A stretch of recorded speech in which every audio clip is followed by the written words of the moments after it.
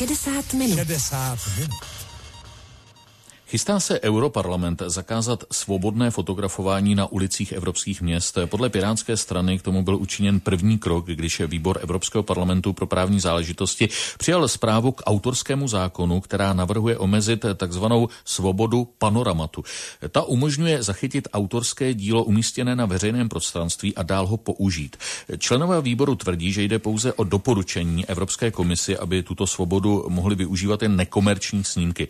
Podle kritiků ale návrh přináší dalekosáhlé důsledky, které by mohly znamenat zákaz svobodného fotografování soch či budov na ulicích. Hrozí, že už si pro příště nebudeme moci vyfotit žádné na veřejnosti umístěné dílo bez povoleního autoru, respektive majitelů autorských práv, nebo jen kritici nepochopili záměr europoslanců a žádné omezování nehrozí. Debatovat budou europoslanec Pavel Svoboda z KDU-ČSL, který je členem výboru Evropského parlamentu pro právní záležitosti. Dobrý večer. Dobrý večer z Bruselu. A ve studiu je se mnou bývalý šéf Pirátské strany, dnes šéf mediálního odboru této strany Ivan Bartoš. Dobrý večer. Dobrý večer z Prahy. Zapojit se do debaty můžete samozřejmě i vy. Ptáme se, mělo by být fotografování ve veřejném prostoru omezeno nějakými pravidly nebo ne.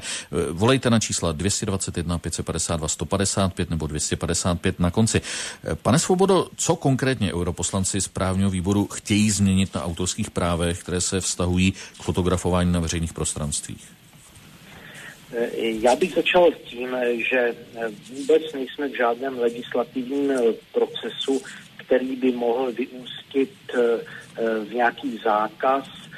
To, okolo čeho Piráti a Zelení udělali tu eurokachnu, tak to se týká zprávy, kterou pro vlastní potřebu parlamentu právní výbor vypracoval. Ta zpráva se týká jaksi provádění směrnice o autorském právu v informační společnosti a autorka té zprávy, zpravodajka Julia Reda, která je pirátka německá, tak ta jaksi se zhostila svého úkolu poněkud více než měla, vtělila do toho svoje různé představy o autorském právu, mimo jiné svoji představu o svobodě panoramatu, a ty její představy byly 550 pozměňovacími návrhy právním výborem zcela rozmetány.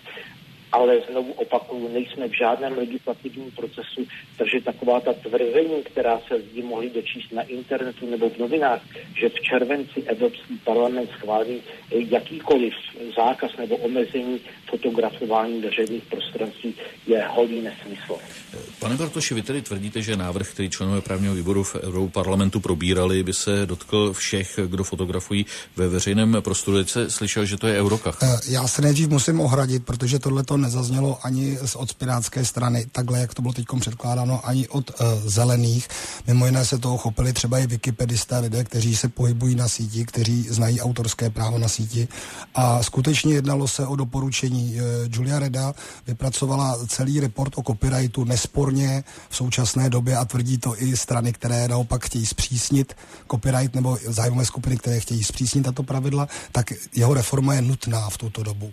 A Julia Reda udělala jednoduchý krok, podívala se, co odpovídá nějaké moderní době dnešku a jaké jsou výjimky v jednotlivých státech Evropské unie a šla na to přesně opačným způsobem ve svém návrhu. Představila, podívejte se, v této zemi se může toto, v této zemi se může toto a je to legislativně v pořádku. Pojďte se bavit o tom naopak rozvolnit. Ten relativně nespřísný copyright, který my chceme rozvolnit díky právě elektronickým médiím a internetu, nedá se vymáhat jak před 50 lety. A právě tento návrh byl změněn a naopak se jde tou cestou třeba Francie nebo Itálie, kde teda zaznělo, že komerční využití fotografií pořízených těchto děl ve veřejném prostoru, ať jsou to architektonická díla nebo sochy, mohou být zveřejněny nebo použity pouze se souhlasem autora. A zase tady není pravda, že my bychom říkali, že si člověk nemůže nic vyfotit, ale má to jisté důsledky a jsou právní důsledky, které prostě s tímto nefungují, protože tady není vůbec stanovena ani v evropské legislativě, já bych to tady mohl citovat, mám to vytištěné, co je teda to komerční užití.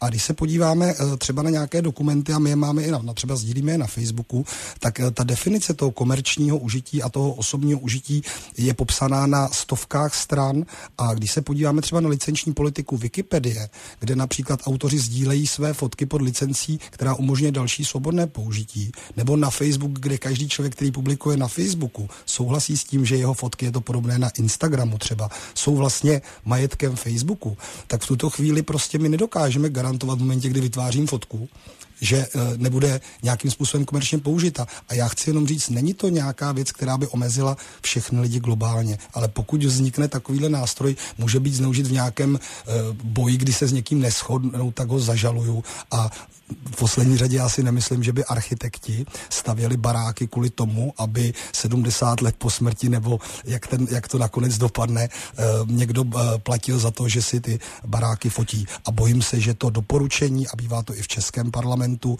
doporučení výboru jsou brána jako doporučení odborníků a většinou bývají schvalována tak, jak jsou předložena, protože poslanci té problematice nerozumí a nemají čas se jí hlouběji zabývat. Pane europoslanče, abychom si v tom udělali jasno. Já jsem tady v podkladech měl napsáno, že právní výbor schválil ten návrh, čili o čem se jednalo a co jste nakonec schválili, jenom abychom v tom měli jasněji. Děkuji moc za tuto otázku. Neschválili jsme žádné doporučení komisi. Schválili jsme vnitřní zprávu o provádění směrnice. Ta zpráva Julie Redy měla hovořit o tom, jak je směrnice o autorském právu v informační společnosti prováděna, jaký státy provedly do svého zákonodárství, jaké potíže s tím mají soudy a jak by se měla provádět lépe. Reda zneužila svoje zpravodajství k tomu, že jak si začala psát svoje představy o autorském právu. Není to žádné doporučení komise, je to vnitřní zpráva Evropského parlamentu, protože náš výbor pro právní záležitosti, má za úkol sledovat provádění směrnic, které spadají do oblasti duševního vlastnictví. A pan Bartoš například se dopustil další nepřesnosti. On řekl, že vlastně právní výbor přijal stanovisko, které jde francouzským směrem a řekl, že tedy komerční využití musí podléhat souhlasu autora. Ale to není pravda. Ve Francii podléhá souhlasu autora jakékoliv využití. Promiňte, a kdyby se skutečně jednalo právě třeba o tom, do jaké míry omezit komerční využívání těchto fotografií o něch veřejných děl, jaký by byl váš postoj? No, my bychom si znovu nadefinovali, co je to komerční využívání. My jsme zatím značnou většinou v právním výboru se dopracovali toho, že pokud by někdy nějaký legislativní proces na toto téma vznikl, takže by ten střed, ten kompromis, mluvíme o evropské úrovni, mohl být mezi tím rigidním francouzským přístupem, kde prostě potřebujete k jakémukoliv užití v podstatě ten souhlas autora a českým třeba přístupem, kde ho nepotřebujete vůbec k ničemu. Mm-hmm. Jo, tak kompromis se hledá tak, že se hledá... Ano, dovolme ještě, aby se k tomu vyjádřil pan Bartoš, máme málo času.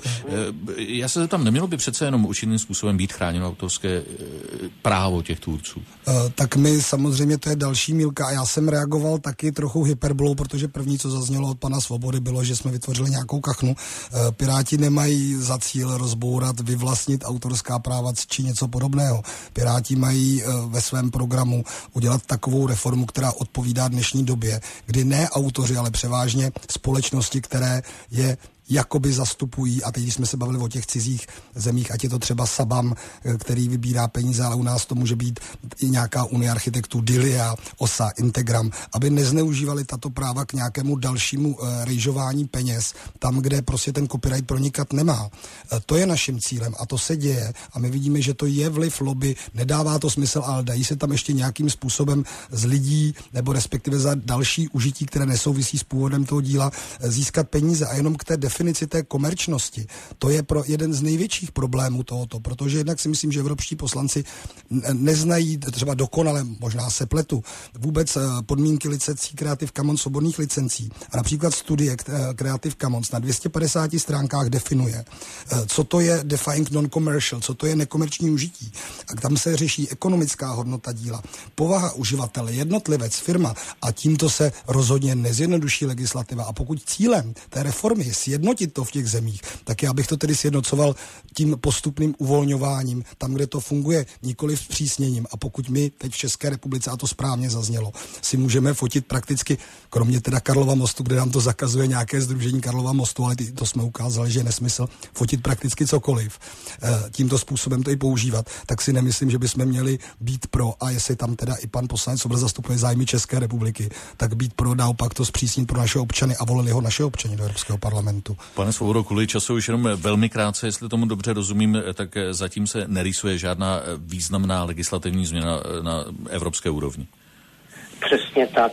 Co jiného je kachna, než když někdo tvrdí, že v červenci budeme schvalovat omezení focení panoramatu a nic takového se neděje. Že? A potom další poznámka, prosím vás, pokud dojde někdy k nějaké legislativnímu omezení, kdyby k tomu došlo, tak samozřejmě to, co je komerční užití a co není, nebude jaksi definovat někdo zvnějšku, to bude definovat Evropský parlament. A pokud jde o hájení zájmu, prosím, já předsedám tady Evropskému výboru, ano, který hledá kompromis. V tuto chvíli už se s vámi musím rozloučit. Pavel Svoboda, europoslanec, Ivan Bartoš za Pirátskou stranu. Pánové, díky moc, nashledanou. Děkuji za pozvání, nashledanou.